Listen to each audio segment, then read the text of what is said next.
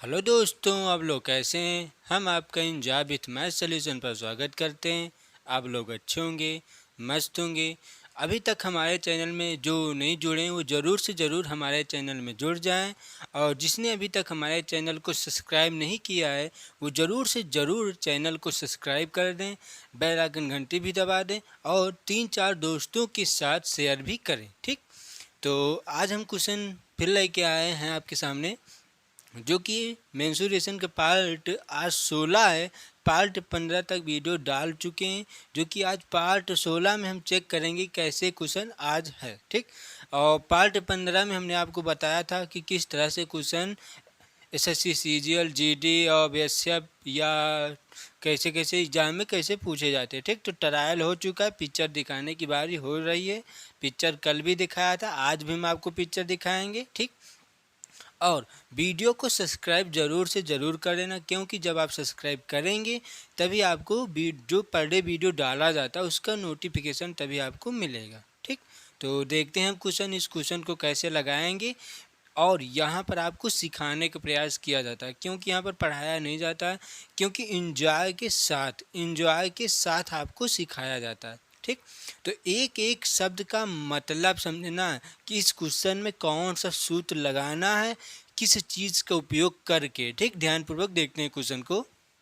जैसा, उस समबाहु त्रिभुज की ऊंचाई सेंटीमीटर में क्या है जिसकी प्रत्येक भुजा की लंबाई 10 सेमी है। अब ध्यानपूर्वक देखिए क्या निकालना है हमें। त्रिभुज की ऊंचाई, और कौन सी त्रिभुज, एक समबाहु त्रिभुज की। इसमें नाम दिया गया है कि त्रिभुज, ये नहीं कहा कि सिर्फ त्रिभुज की, इसमें एक नाम दिया गया कि समबाहु त्रिभुज की ऊंचाई बतानी है बस आपको। और किससे ऊंचाई, सेंटीमीटर में बताना, तो सेंटीमीटर में क्या है, जिसकी प्रत्येक भुजा की लंबाई 10 सेंटीमीटर। एक भुजा की लंबाई 10 सेंटीमीटर है तो आपको ऊंचाई निकालना, तो आप तुरंत निकाल सकते हैं। देखते हैं कैसे। अब यहाँ पर लगाते हैं ऊंचाई। पहले हम एक समबाहु त्रिभुज बना लेते हैं। यहाँ पर ध्यानपूर्वक देखते हैं। अब समबाहु त्रिभुज में क्या होता है, समबाहु त्रिभुज में सभी भुजाएं बराबर होता है। जैसे ये ए और ये भी ए, ये भी ए हो जाएगा। वैसे ही दूसरा यहाँ पर हम बना लेते हैं ये। अब क्या दिया गया, प्रत्येक भुजा की लंबाई 10 सेंटीमीटर, तो ये भी 10, ये भी 10, ये भी 10। और हमें क्या निकालना है, ऊंचाई। हमें क्या निकालना है, ऊंचाई, जिसे h से डिनोट किया जाता है। और जब ऊंचाई निकाला जाएगा तो ये लंब डाला जाता है, और ये जब लंब डाला गया, ध्यानपूर्वक देखना, और जब ये लंब डाला गया तो इस रेखा को अर्धक करेगा, इस रेखा को बराबर भागों में बांटेगा। तो ये पूरी लाइन 10 सेंटीमीटर का है, तो 2 भागों में बांट दिया तो ये क्या हो जाएगा, 5 सेंटीमीटर हो जाएगा। ये क्या हो जाएगा, 5 सेंटीमीटर। और ये क्या है, कर्ण। अब ध्यानपूर्वक देखें कि यहाँ पर ये 90 अंश का कोण बन जाएगा। ठीक, तो जब ये 90 अंश का कोण हम बनाएंगे इसमें, तो ये क्या है, ये हो जाएगा कर्ण। और 90 अंश के सामने वाली भुजा को कर्ण कहते हैं। 90 अंश के सामने वाली भुजा को कर्ण कहते हैं। तो कर्ण है आपका 10, आधार है आपका 5। तो ये क्या है, एच क्या है, लंब। तो यही चीज तो निकालना है, आप तुरंत निकाल सकते हैं पाइथागोरस प्रमेय की सहायता से। तो क्या होता है, कर्ण का वर्ग बराबर लंब का वर्ग प्लस आधार का वर्ग। और क्या निकालना है, लंब का वर्ग निकालना है। तो देखिए हम आपको इसमें रख कर निकालना चाहते हैं, नहीं तो हम तुरंत बता सकते हैं 10 दहामा 100 और 5 पचांग 25, 75, 75 से निकाल सकते हैं। क्या आएगा, 5√3 आपका आंसर हो जाएगा। 5√3 आपका आंसर। लेकिन कैसे आया, ध्यानपूर्वक देखें, क्योंकि हम आपको यहाँ पर अच्छे से सिखाने का प्रयास कर रहे हैं, ना कि आंसर देने के लिए। सिखाने का प्रयास कर रहे हैं, ना कि आंसर, क्योंकि बच्चों को आंसर ज़रूरत होता है। सीखने का प्रयास करें, आंसर की ज़रूरत नहीं पड़ेगी आपको। जब आप सीख जाएंगे ना, खुद से आंसर निकाल सकते हैं। बात समझ में ना, खुद से आप आंसर निकाल सकते हैं। और जब नहीं सीखेंगे तो आंसर आपको कभी नहीं निकाल पाएंगे। बस जो टीचर बताएगा वही आप आंसर बता पाएंगे। हम तुरंत आंसर निकाल सकते हैं, 5√3 आएगा इसका। कैसे, देखिए 10 और ये 5, 50 का हो जाएगा 25, 10 दाम 100, 75, 75 का 5, 75 क्या 25 3 75 5 निकल जाएगा 3 हो जाएगी ये 5√3 आंसर। लेकिन ये सब कैसे आता है, ध्यानपूर्वक देखने का प्रयास करें क्योंकि यहाँ पर सिखाया जा रहा है। ठीक, तो ये कर्ण है तो कर्ण का क्या है 10, 10 का वर्ग बराबर लंब, क्या लंब हमें नहीं पता, लंब हमें निकालना है तो प्लस आधार क्या 5। क्यों ये 5 कहाँ से आया, क्योंकि ये 5 इस रेखा को अर्धक किया है और जब कोई एक लंब डाला जाता है तो एक रेखा को अर्धक करता है। उस रेखा को जब अर्धक करता, अर्धक का मतलब 2 भागों में बराबर से बांट देता है। तो ये टोटल था हमारा 10 सेंटीमीटर का, 2 भागों में बांटेगा तो 5 सेंटीमीटर में बांट देगा। तो ये 5 आपका अब ये हो जाएगा कितना 5।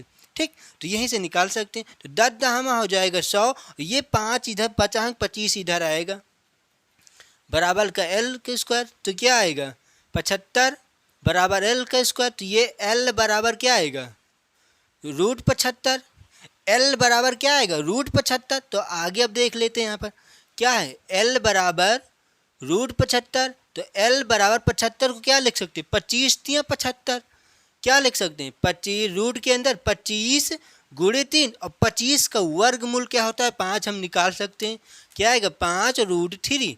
यही होगा क्या आपका आंसर, बात समझ में, यही होगा क्या आपका आंसर, जो कि एल का मान, इसका मतलब ऊंचाई का मान क्या आएगा 5√3, जो कि आपके ऑप्शन में बी नंबर आपका ऑप्शन सही है, जो कि सेंटीमीटर में भी रहेगा। क्यों, क्योंकि क्या कह रहा है सेमी में ज्ञात करना। ठीक, अब आगे देख लेते तो ये तो बेसिक से था, ठीक एकदम बेसिक से।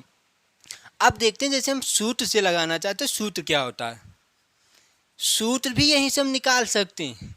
जैसे ये अब सूत्र हम इससे निकाल सकते हैं, a/2 यहाँ पर रख लेंगे, a/2 को जब हल करेंगे तो यहाँ से आपका क्या निकल के आएगा l बराबर, यहाँ से आपका निकल के आएगा √3/2, क्या हो जाएगा √3/2 और a, तो ये a क्या है भुजा, ये l क्या है h ऊंचाई, तो इसको हम h से अब लिख सकते हैं, क्या है जाएगा √3/2 गुणे a। तो a का मान क्या है, a क्या है, क्योंकि समबाहु त्रिभुज है, समबाहु त्रिभुज में तीनों भुजाएं बराबर होती हैं, तो a ये होगा, a ये भी होगा, a ये भी होगा। तो तीनों भुजाएं जब बराबर हैं तो क्या कह रहा है, प्रत्येक भुजा की लंबाई 10 सेंटीमीटर है, तो प्रत्येक भुजा की लंबाई 10 सेंटीमीटर, तो एक भुजा की लंबाई 10 सेंटीमीटर। तो यहाँ से हम h बराबर √3/2 गुणे ये x, यहाँ पर a है, ठीक एक लाइन ये काट देते हैं, एक लाइन ना बढ़ाएं, ठीक यहीं पर रख लेते हैं डायरेक्ट। तो ये a क्या है भुजा, जब a भुजा है तो एक भुजा की हमें पता है 10, इसको काट सकते हैं ना, h बराबर 2 1 कम 2 और 2 पंचे 10, तो क्या आएगा 5√3। आप चाहे ऐसा निकाल लें या चाहे ऐसे निकाल, तो किस में आएगा सेंटीमीटर में, बात समझ में आई ना। तो ये हो जाएगा आपका आंसर। क्वेश्चन समझ में आया ना कैसे निकालना, और इसी का आप सूत्र निकालना चाहते हो, इसी से हम सूत्र निकाल सकते हैं। यही ये जो सूत्र आया है, ये जो आपका सूत्र आया है क्या h बराबर निकालने के लिए, h बराबर जो ये सूत्र आया है, ये जो h बराबर सूत्र निकाला गया है √3/2 गुणे भुजा, ये कहाँ से आया था, यहीं से आता है। अब जैसे यहाँ से हम निकालेंगे तो ये सूत्र यहाँ से बन के आ जाएगा, बात समझ में आई होगी आपको। तो ये क्वेश्चन SSC CGL 2021 में क्वेश्चन पूछा गया था, बात समझ में आई होगी आपको। अब हम नेक्स्ट क्वेश्चन पर बात करते हैं। अब हम ये क्वेश्चन देखते हैं कि ये क्वेश्चन कैसा है, देखते हैं। एक त्रिभुज की भुजाएं 3:4:5 के अनुपात में है, यदि त्रिभुज का परिमाप 24 सेंटीमीटर है तो इसका क्षेत्रफल हमें बताना। त्रिभुज का परिमाप कह रहा है और त्रिभुज का क्षेत्रफल, तो किस त्रिभुज का क्षेत्रफल नहीं मालूम, ये मेन फंडा यहीं पर है। क्वेश्चन समझने का प्रयास करें कि क्वेश्चन में क्या निकालना है और क्या दिया गया और कौन सा सूत्र लगाना है, ये ध्यान दें। ठीक देखते हैं, एक त्रिभुज की भुजाएं अनुपात में दिया गया है, ठीक, और त्रिभुज का परिमाप भी दिया गया और इसका क्षेत्रफल हमें बताना है। तो परिमाप दिया गया, क्षेत्रफल निकालने के लिए क्या होना, छेदफल निकालने के लिए क्या जरूरत होती है? भुजा की ना। तो पहले हम भुजा निकाल सकते हैं, नहीं निकाल सकते हैं ना। तो भुजा किससे आएगा? किससे आएगा भुजा? क्यों? क्योंकि परिमाप दिया गया है, तो परिमाप से ही भुजा ला सकते हैं। क्यों? क्योंकि परिमाप का ही क्या होता है? परिमाप, परिमाप क्या होता है? भुजाओं का योग ही परिमाप कहलाता है। तो एक भुजा मालूम हो जाएगी, सब हम सब भुजा निकाल सकते हैं। देखते हैं कैसे। ये क्या दिया गया? अनुपात में, तो इसको लिख लेते हैं 3:4:5। ध्यान पूर्वक देखना है, ये 3:4:5 ये कहाँ से आता है? जैसे देखो अनुपात में कैसे आ जाता है? कोई एक संख्या को काटा गया होगा तभी तो अनुपात में आता है। आता है तभी तो आया होगा ना। कि कोई न कोई किसी न किसी एक संख्या से 3 कट के आई होगी, और किसी न किसी एक संख्या से कट कर ये 4 आया होगा, और किसी न किसी एक संख्या से कट कर 5 आया होगा। और वो भी लेकिन एक संख्या से तीनों कटनी चाहिए, तो वो संख्या नहीं मालूम है ना हमें। तो वो संख्या कौन थी जो तीनों को विभाजित करी थी? जैसे 2, 4 और 6 ये है। अब इसको हम काट देंगे, 2 एक कम 2 खत्म, 2 दूना 4 और 2 ताई 6। अब इसको हम अनुपात में रख सकते। तो ये 1 किससे कट के आया? 2 से। और ये 2 किससे कट के आया? 4 से। और ये 3 किससे कट के आया? 6 से। मालूम हुआ ना। तो ये दिया गया और यही चीज़ हमें मालूम होना चाहिए, तो यही चीज़ यहाँ हम निकाल लेते हैं। ध्यानपूर्वक देखते हैं कैसे। तो ये दिया गया, तो ये जो काटा है, जो हमने इसको काटा तो संख्या नहीं मालूम था कि वहाँ पर क्या था, तो हम कुछ न कुछ मान लेते हैं, x मान लेते हैं। देख लेते हैं क्या हो जाएगा। 3x हो जाएगा, फिर हो जाएगा 4x हो जाएगा, फिर क्या हो जाएगा 5x हो जाएगा। क्यों? क्योंकि ये 3x, ये 4x, ये 5x हो जाएगा। तो ये क्या आया? भुजा आया होगा ना, क्योंकि ये भुजा को काट क्या दिया गया है? त्रिभुज की भुजाएं दी गई हैं ना। त्रिभुज की भुजा अनुपात में दिया गया है, तो इसका मतलब जो भुजा था उसको काटा गया तो अनुपात में आया। उसको जब काटा गया तो अनुपात में आया, तो उसको हमने मान लिया कि 3x था, 4x था, 5x है। बात समझ में ना। अब इसी का हम क्या निकाल लेते हैं? परिमाप। यही तो होगा ना, भुजा आपका यही तो होगा। तो इसी का हम क्या निकाल लेते हैं? परिमाप। जोड़ लेते हैं। परिमाप क्या कब होता है? तीनों भुजाओं का योग ही परिमाप कहलाता है। अब परिमाप दी गई है, त्रिभुज का परिमाप क्या है? 24 हो। इसको जोड़ लेते, क्या आएगा? 4 3 7 7 5 12x बराबर 24। तो x बराबर क्या आएगा? x बराबर क्या आएगा? यहीं पर काट देते हैं। 12 एक कम 12, 12 दूना 24, ये तो आएगा ना। x 12 कम 12, 12 दूना 24, तो ये आएगा क्या? x बराबर 2। अब हम भुजा मान लेते हैं। भुजा यहाँ पर लिख देते हैं हम। अब आपका भुजा क्या होगा आप देखते हैं। तो ये क्या था? 3x, और ये क्या था? 4x, और ये क्या था? 5x। और जब 3x में x का मान रखेंगे तो क्या होगा? 3 दूनी 6 हो जाएगा, और ये क्या होगा? 4 दूनी 8 हो जाएगा, और ये क्या हो जाएगा? 5 दूनी 10 हो जाएगा। तो ये क्या आया? भुजा। ये क्या है? भुजा। अब ध्यान पूर्वक देखें आप कि ये जो भुजा आपका आया है, ये जो आपका भुजा आया है, क्या सेम है? क्या तीनों भुजाएं बराबर हैं? नहीं। 6 है, 8 है, 10 है।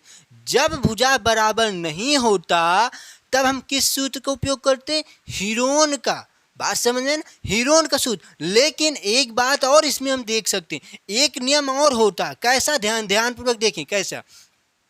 एक नियम होता समकोण का। समकोण का मतलब क्या होता है? समकोण जो नियम बना होता है, कर्ण का स्क्वायर बराबर लंब का स्क्वायर प्लस आधार का स्क्वायर। जब इस भुजाओं में रखने के बाद ये हमारा बराबर होगा, तब इस त्रिभुज का क्षेत्रफल हम लगा सकते हैं। बात समझ में आई ना? तो इस त्रिभुज का क्षेत्रफल हम इसमें लगा सकते हैं, लेकिन देखना पड़ेगा कि ये हमारा भुजा इसमें होता है कि नहीं। तो ध्यानपूर्वक देखते हैं। ठीक, तो 6 है, 8 है, 10 है।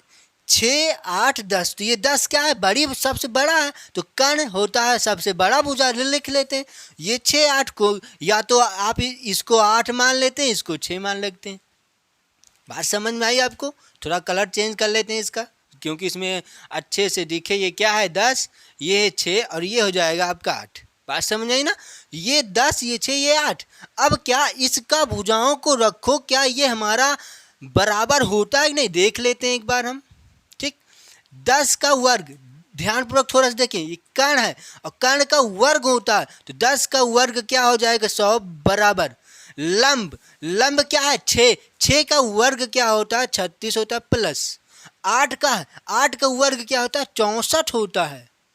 अब इसको क्या कर लेते हैं 100, 100 बराबर 36 में जब 64 जोड़ेंगे, 6 4 10 की 0 हासिला 1, 6 3 9 9 1 10। तो देखो ध्यान पूर्वक देखना कि 100 बराबर 100 आया, 100 बराबर 100 आया, तो इसका मतलब ये भुजा इसमें है, इसका मतलब ये भुजा इसमें हमारा हो मान कर रहा है। तो इस फार्मूले में इस त्रिभुज का, इसका मतलब समकोण त्रिभुज का फार्मूला इसमें हम लगा सकते हैं। बात समझ में ना? यहाँ पर आपको हीरोन का सूत्र लगाने का कोई आवश्यकता नहीं है। आप चाहे हीरोन का लगा के देख लेना, आपका आंसर वही आएगा, लेकिन हो सकता है आपका आंसर इससे भी आएगा। क्यों? क्योंकि भुजाएं बराबर हो रहा है। जो समकोण त्रिभुज का नियम होता है, वो नियम क्या है, वो नियम आपका पालन कर रहा है। कैसे? ध्यानपूर्वक देखिए, ये क्या है, क्या होता है, कर्ण पर बना वर्ग, कर्ण पर बना वर्ग दोनों वर्गों के योगफल के बराबर होता है। देख लेते, कर्ण पर बना वर्ग दोनों वर्गों के योगफल के बराबर होता है, और सही में बराबर है। तो इसका मतलब ये नियम इसमें फॉलो हो रहा है। जब नियम फॉलो हुआ तो इसका क्षेत्रफल इसी से निकाल सकते हैं, निकाल लेते हैं हम। इसको हम थोड़ा सा यहीं पर लिख देते हैं, और 24। ठीक, क्या निकालना है? क्षेत्रफल। इस डिब्बे में क्षेत्रफल।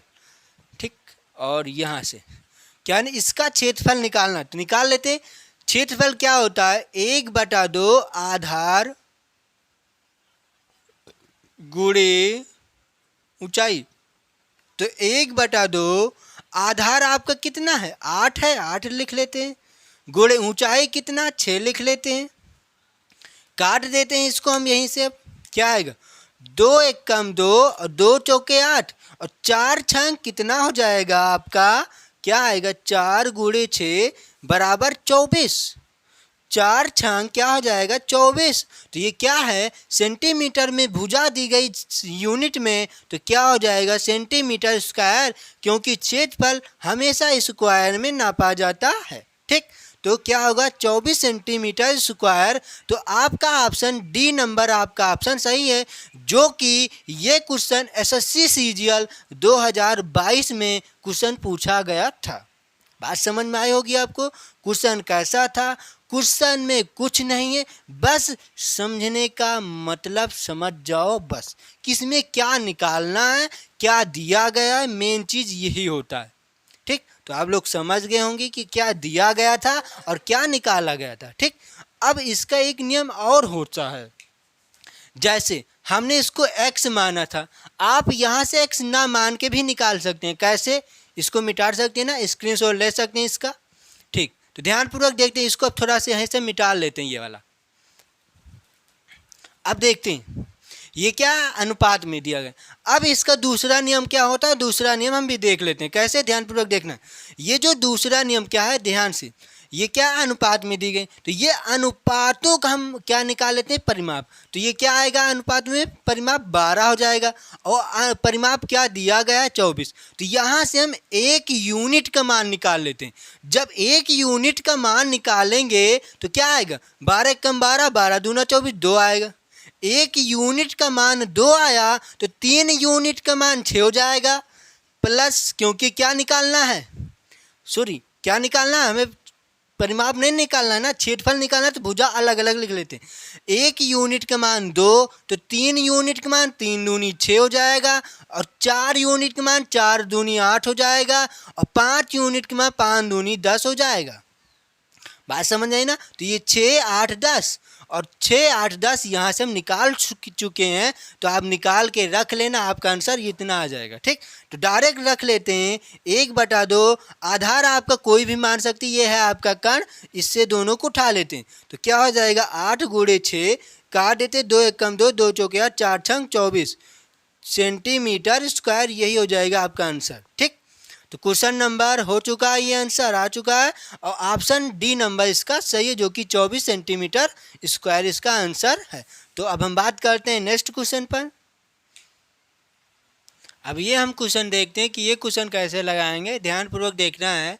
एक त्रिभुज का क्षेत्रफल 80 वर्ग सेमी है और इसके अंतःवृत्त, ध्यानपूर्वक देखना क्वेश्चन को, इसके अंतःवृत्त की त्रिज्या 4 सेंटीमीटर है, तो इसकी परिमाप के बराबर है। इसकी परिमाप के बराबर है, तो इसका मतलब क्या हुआ, क्वेश्चन का मतलब समझे क्या कर रहा है, परिमाप के बराबर, तो इसका मतलब क्या हुआ, परिमाप के बराबर, परिमाप के बराबर, तो बराबर मतलब जो इधर आएगा, तो इसका मतलब क्या निकालना है, परिमाप। इसमें क्या ज्ञात करना है, परिमाप हमें निकालना है। ठीक, ध्यान से देखते हैं आगे हम। तो क्वेश्चन समझ में आया, इसमें क्या चीज़ निकालना है, आपको नहीं समझ आया ना, हम आपको समझाते हैं क्या दिया गया, ध्यान से फिर से देखें। एक त्रिभुज का क्षेत्रफल 80 वर्ग सेमी है और इसके अंतःवृत्त की त्रिज्या दी गई है, अब परिमाप निकालना है। अंतःवृत्त का त्रिज्या दी गई है और क्षेत्रफल दिया गया है, हमें परिमाप निकालना है। तो आप लोग बताएं, क्या हम आपको इससे पहले नेक्स्ट वीडियो में आपको बताया गया था क्या कि अंतःवृत्त की त्रिज्या निकालने के लिए सूत्र क्या होता है, ध्यानपूर्वक देखते हैं यहाँ से। तो पहले क्या है, त्रिभुज का क्षेत्रफल लिख लेते हैं, जो जो दिया पहले वो लिख लेते हैं। क्या दिया गया है, त्रिभुज का क्षेत्रफल, त्रिभुज का क्षेत्रफल क्या है, 80 सेंटीमीटर स्क्वायर, क्षेत्रफल है ना, वर्ग सेंटीमीटर सही है। ठीक, 80 दिया गया।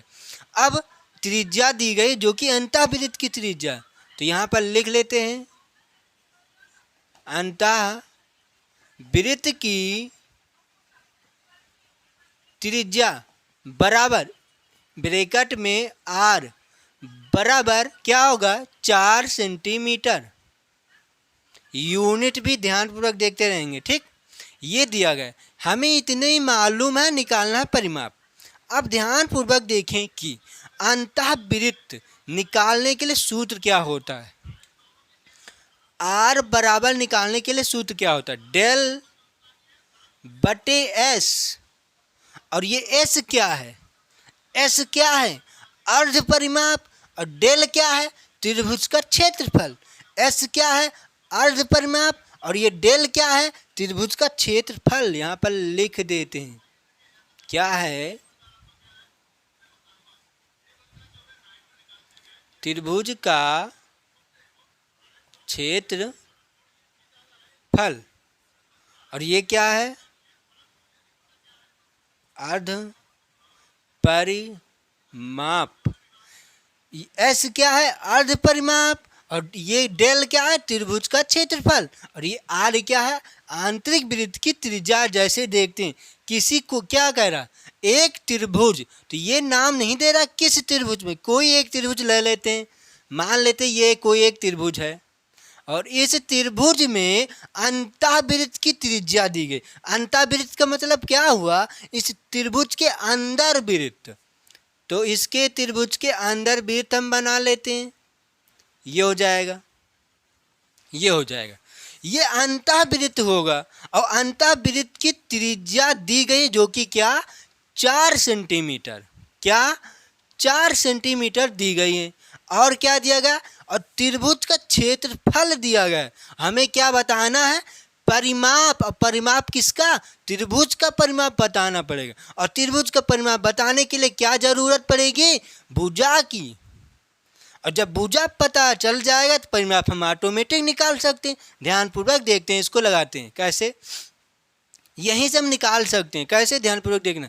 ये आर है तो आर का मान क्या, 4 लाख, यहीं पर रखते हैं, ये हो जाएगा। और त्रिभुज का क्षेत्रफल क्या दिया गया, 80 सेंटीमीटर स्क्वायर। तो यहाँ पर लिख लेते हैं 80 सेंटीमीटर स्क्वायर बटे एस। और एस क्या है, अर्ध परिमाप। एस क्या है, अर्ध परिमाप। तो एस लिख लेते हैं इसे, ये क्या है, एस अर्ध परिमाप। अब क्या कुछ यहाँ से कटेगा, हाँ, जो कटता है उसको काट पीट लेते हैं हम, ध्यानपूर्वक देखते हैं। और ये क्या है, बराबर में। बराबर में नियम क्या होता है, ध्यानपूर्वक देखते हैं पहले हम। जैसे 10/5 लिखा हो, बराबर लगा हो, बराबर के निशान हो बीच में, और इधर लिख लेते हैं 20/5। 5 ना लिखें, 9 लिख लेते हैं, ये लिखा है 20/9। अब इस बराबर का नियम क्या होता है, ध्यानपूर्वक देखना है।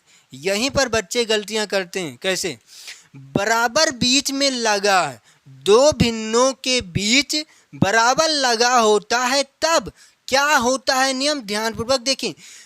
भिन्न के बीच में बराबर लगा है तो सामने सामने वाले संख्या को काट देना है, सामने वाली संख्या को काट देना है, और जो बचेगा उसको कैंची गुणा कर देना है। बात समझ में आई होगी आपको कि क्या करना। तो वही नियम से यहाँ पर हम कर सकते हैं, नहीं कर सकते हैं। कैसे, इस 4 के नीचे 1 लिख सकते हैं, नहीं। तो यही तिना यहाँ बना था कि नहीं, बन गया था, तो इधर भी हम काट सकते हैं, काट लेते हैं।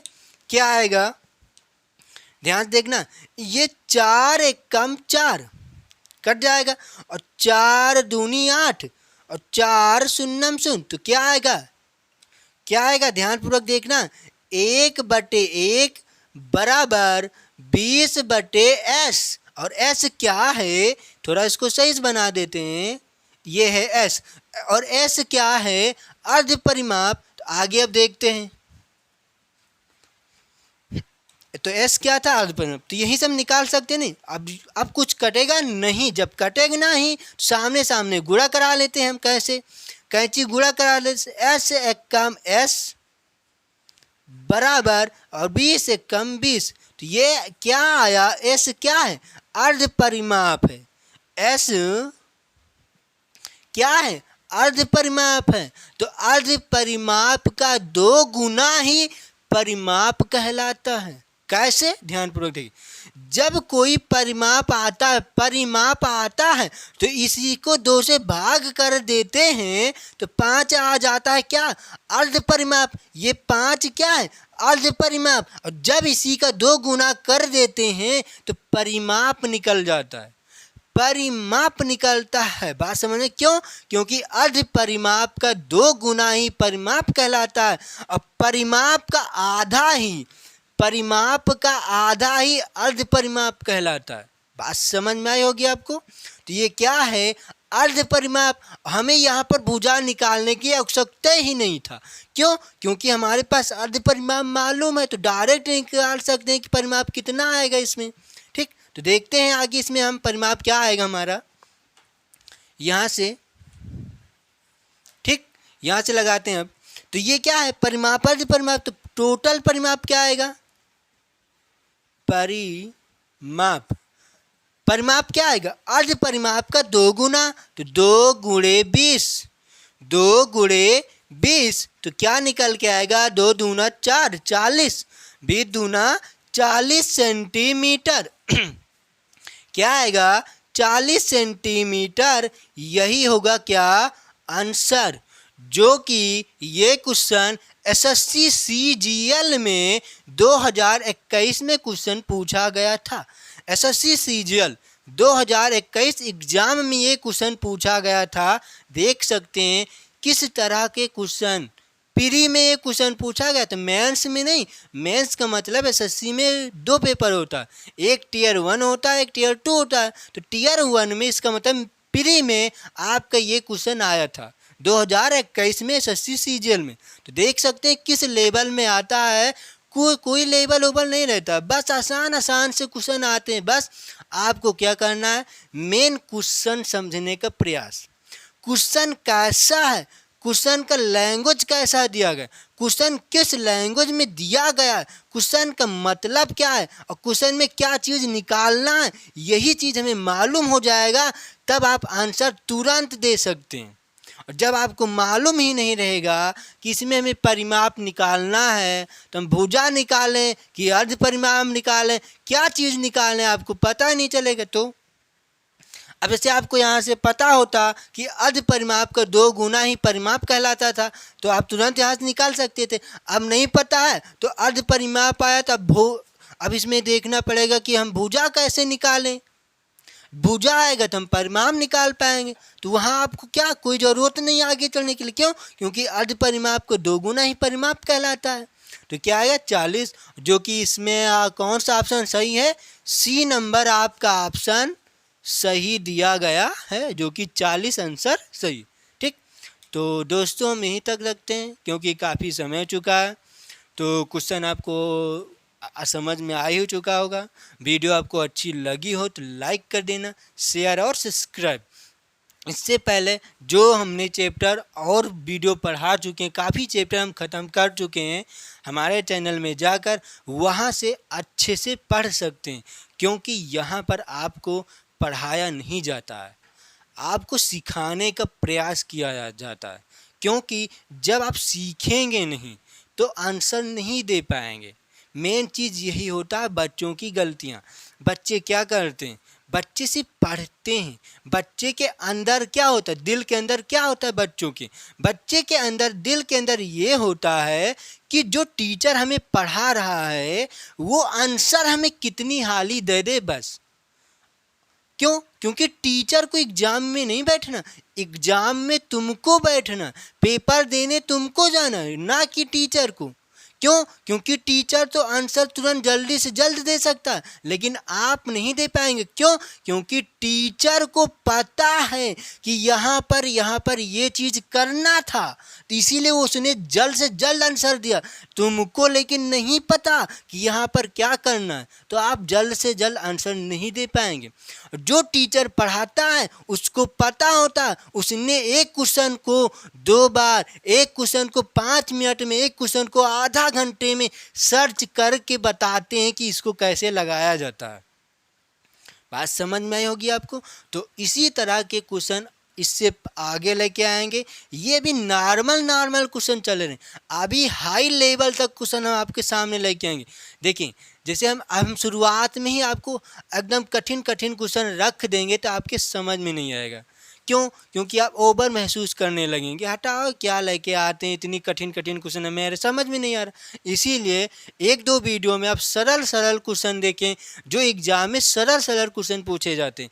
फिर इसके बाद हम कठिन से क्वेश्चन लेके आएंगे और आपको बेहतर से बेहतर समझाने का प्रयास हम करेंगे।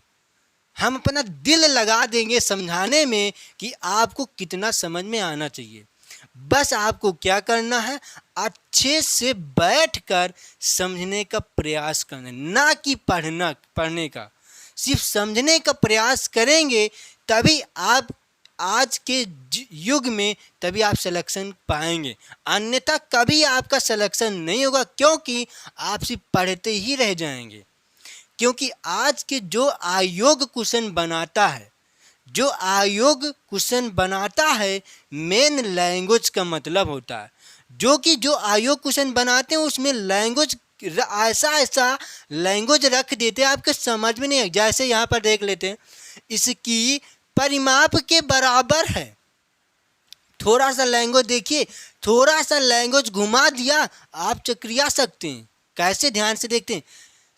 4 सेंटीमीटर है, इसकी परिमाप के बराबर है। तो बच्चे सोचे क्या बराबर होगा, परिमाप के क्या बराबर निकालना, में कुछ समझने इसमें क्या निकालना है, क्या आंसर देना, क्या चीज़ में निकाल सकते हैं, आपको नहीं पता चल सकता ना।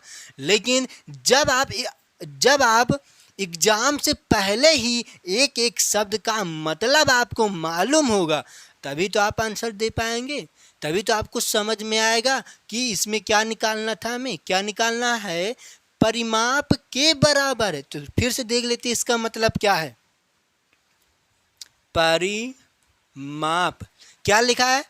परिमाप। ये क्या लिखा? परिमाप